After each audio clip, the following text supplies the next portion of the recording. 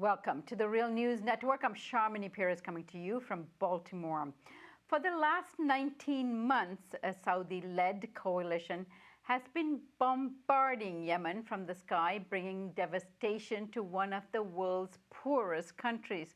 The Saudi-led, US-backed coalition invasion of Yemen, which is armed and fully supported by France and the UK, was originally initiated on the basis of restoring the Yemeni president Abd Mansour Hadi into power.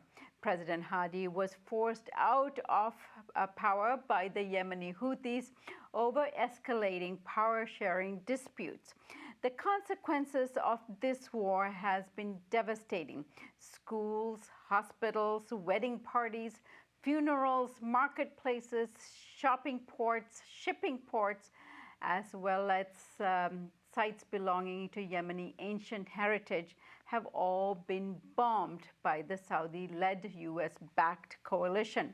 According to the United Nations Office of the High Commissioner for Human Rights, the conflict has also resulted in at least 10,000 casualties. By other sources within Yemen, they claim much higher figures of the casualties, and it has also forced approximately 560,000 children out of school and resulted in the near destruction of the entire country's health system. A crippling naval blockade imposed on the country has also pushed 14 million Yemenis, nearly half the population, to the brink of starvation, with widespread malnutrition being reported. In a recent article published by Consortium News entitled "Justifying the Saudi Slaughter in Yemen," investigative journalist Gareth Porter says, the Obama administration has carried out a deliberately deceptive campaign accusing Iran of covertly sending arms to the Houthis by sea, a claim that Washington cites to help justify the Saudi massive air attack against the Houthis that began last year. Joining us today to speak about the article is Gareth Porter. Gareth is a historian and investigative journalist and winner of the 2012 Gellhorn Prize for Journalism. He's the author of the newly published Manufactured Crises: The Untold Story of the Iran Nuclear Scare, and a regular contributor to the Middle East Eye, among many other publications. Thank you so much for joining us, Gareth. Thank you, Sharmini. Gareth, briefly describe the situation in Yemen, how it was first started, and the role the United States is doing to support the military actions in Yemen. Well, I think that your intro has summed up the history very briefly of this conflict. The Houthis did take power in Sana'a in 2014 after a brief efflorescence of an Arab Spring in Yemen, which has now been largely forgotten or entirely forgotten, and in which the then Hadi government, the US and Saudi-backed government, had really lost its legitimacy. And that's the situation in which the Saudis then began to prepare for this massive air attack, which has been so horribly devastating to this country. And the United States clearly was involved in helping them prepare for it. It was consulted. It gave its approval for it. And of course, the United States has provided not just the bombs that have been used, including the cluster munitions that have been dropped on civilian targets in Yemen, but also has refueled every or all of those flights that required refueling in the process. So it is directly implicated in the entire war. It is a direct party to it. It is responsible for it. Now, in your article, you claim that there are at least 4 examples of the seizure of arms shipments, which were really destined for Somalia, but the United States has claimed that they were headed to Yemen and sent by the Iranian government. Explain these incidences you're talking about in the article and why you challenge them? You know, Sharmini, the thing that needs to be understood about this propaganda line by the United States is that they are accusing the Iranian government of wanting to supply these arms directly to the Houthis through this set of sea-based boats, fishing boats going through the Arabian Sea. And they're claiming that these 4 instances that I talk about in the article are examples of the Iranian government sending these arms to the Houthis. In fact, what I show in my article is that these arms that were captured on board several fishing dhows were in fact part of a scheme of arms smuggling that was arranged clearly by arms smugglers within Somalia, working with arms smugglers either in Iran, that is private arms smugglers in Iran, or most likely in Yemen. And this is a pattern that has been uncovered by a UN monitoring group, which wrote a report in 2015, which has been largely ignored or completely ignored, except for me, that pointed out that there was a pattern here where Yemeni and Iranian ships, fishing dhows, are part of illegal fishing networks operating offshore off the Somalian coast. And there is a belief on the part of these researchers that it is these illegal fishing networks that are linked up with the arms smuggling, that these fishing dhows that have been doing illegal fishing are also smuggling arms either from Iran by the arms smugglers that operate out of Iran or Yemen into Somalia. Well, the first one of these 4 incidents of interception of a fishing vessel or a fishing dhow in or near the Arabian Sea occurred in September 2015. This is a few months after the Saudis had begun their bombing in late March of that year. And the Saudis were the ones who announced that first interception. They said it was by a member of their own coalition, the Saudi-led coalition. And apparently that is true, that one of the navies associated with that coalition was the one that intercepted this fishing dhow. The Saudis, of course, claimed that this fishing dhow had on it arms that were Iranian, that came from Iran, that the crew of this ship was Iranian, and that it was headed from Iran to Yemen to unload the weapons to the Houthis. Now, it was then later announced by the U.S. Navy that it was indeed a ship that appeared to be to have come from Iran. They claimed it came from Iran, and they said that they believed that it was on its way to Yemen to provide arms to the Houthis. But it was acknowledged that the crew had claimed that the ship was, in fact, on its way to Somalia. And the U.S. statement did not explain why. The U.S. was insisting that its assessment, as it was called, was that those arms ultimately were destined to go to the Houthis. So that was the first one. Now, the second interception was in February of 2016. And this one was by an Australian naval vessel. And in this case, the Australian Defense Ministry actually put out a statement that acknowledged that the ship was, in fact, headed toward Somalia, that its destination was Somalia. It, of course, recorded a large number of weapons that included AK-47s and RPGs, anti-tank missiles, and some other arms. And so this was a case where the intercepting Navy actually renounced the propaganda view of the United States and made a statement clearly saying that they were intended for Somalia. But then the U.S. military intervened. The Central Command put out a statement, the naval arm of the Central Command put out a statement saying that it was nevertheless the U.S. assessment that these arms, which they said, again, they believed came from Iran, were headed to Yemen to go to the Houthis.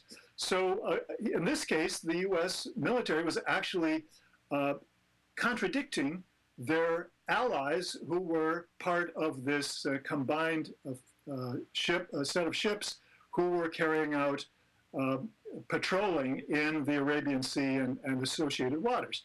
That's a very interesting aspect of that second interception. The third one was even more of a contradiction between the intercepting country's navy and the U.S. military, because in that case, the French intercepted the fishing dhow, and the combined maritime forces, which was the coalition of navies that were carrying out this patrolling in the Arabian Sea and nearby waters, actually put out a formal statement that said that they considered this the ship to be part of a shipment going to Somalia, that this was the intended destination of the ship, and that this was not intended to go to Yemen.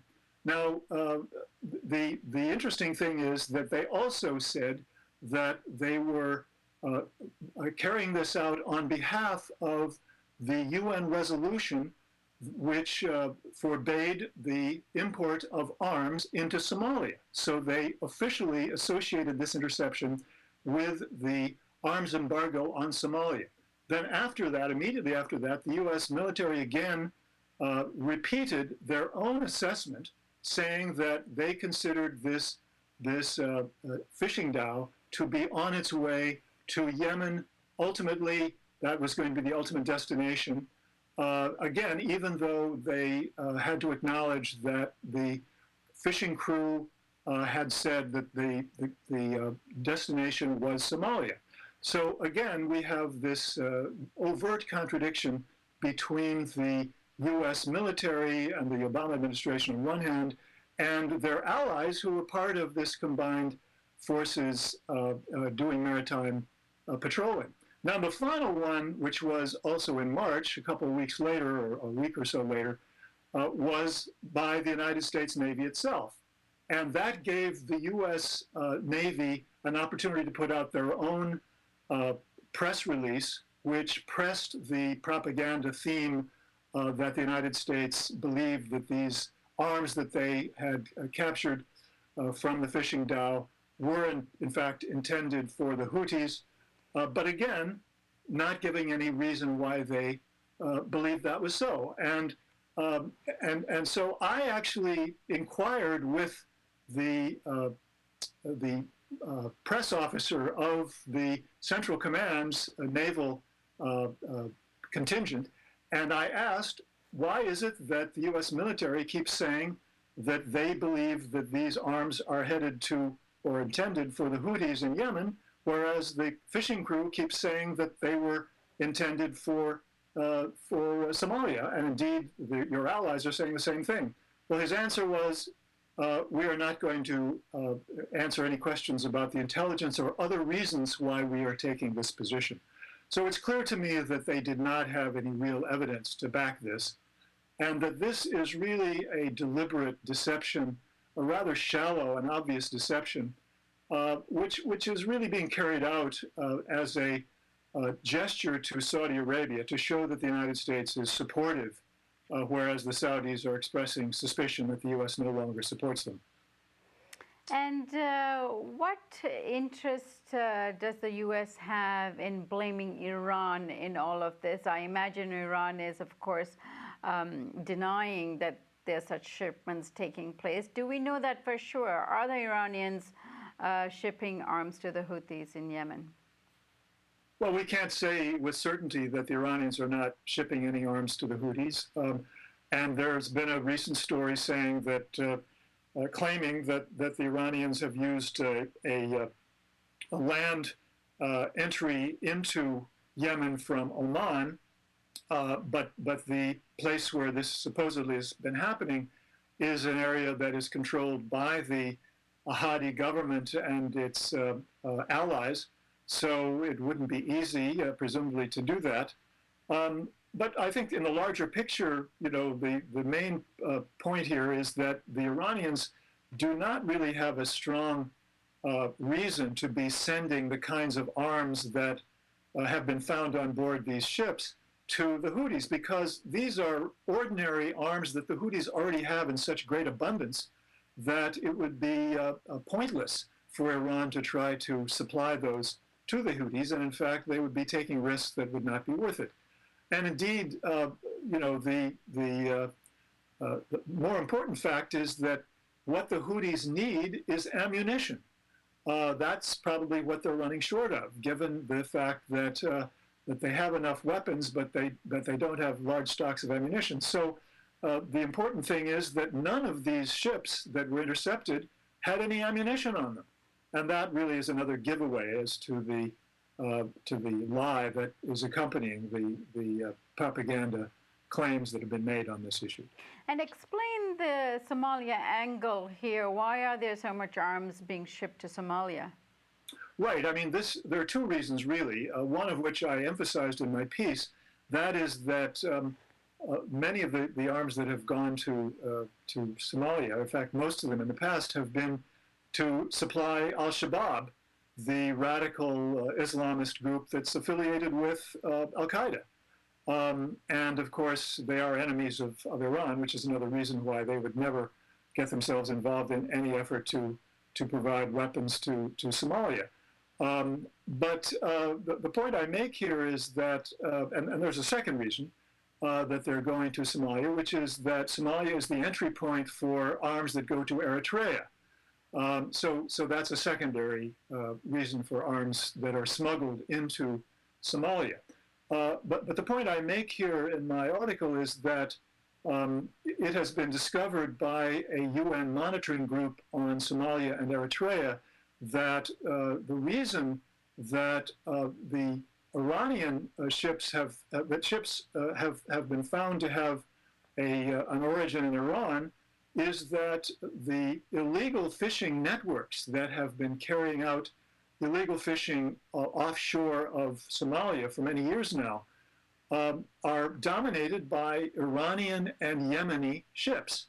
And so it's logical that you're going to find some of the interceptions were vessels that were built in Iran and have Iranian ownership.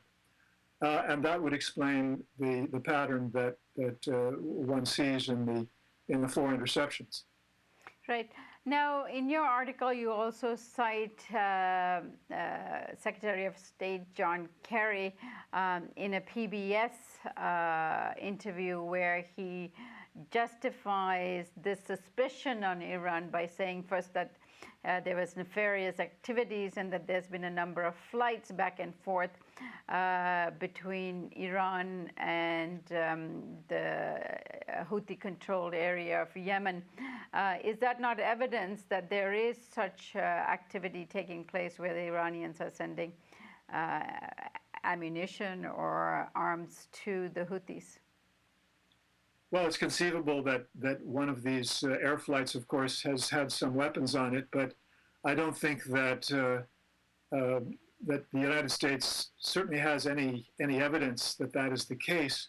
And again, the kinds of weapons that could be shipped by air would not really materially help the Houthis in terms of the kind of weaponry that they've been using. I think the only real issue here of significance in terms of new weaponry is an improvement of a ground-to-air missile that the Houthis have used or has shown up in the Houthi arsenal, which both the Houthis and the Iranians have said the Houthis have actually improved on an existing weapon. Now, and the Iranians may well have provided some expertise to the Houthis to help them do that. But other than that, the weaponry that has been at issue in the charges about Iranian help to the Houthis are simply, it's not credible that the Iranians would bother to try to send them more weapons because they have them in such abundance. The number of weapons per person in Yemen is probably the highest in the world.